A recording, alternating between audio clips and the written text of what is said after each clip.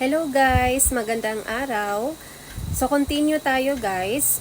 Number 3 sa content monetization policy ni Boss M is yung slideshows of images. So ano daw yung slideshows of images? Bakit bawal guys? So ito yung content that primarily displays static images played in succession.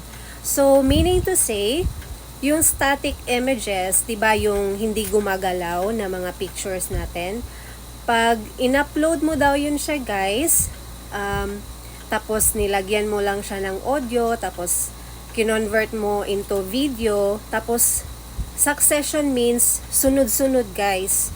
So, nag-upload ka ng mga pictures mo na sunod-sunod, so slideshow. So, bawal yun siya guys. So, pag may ganun ka na in-upload, so, i-delete mo na yun para ma-monetize ka. At saka doon naman sa mga na-monetize na, i-delete nyo yun guys kung ayaw nyo magka-violation.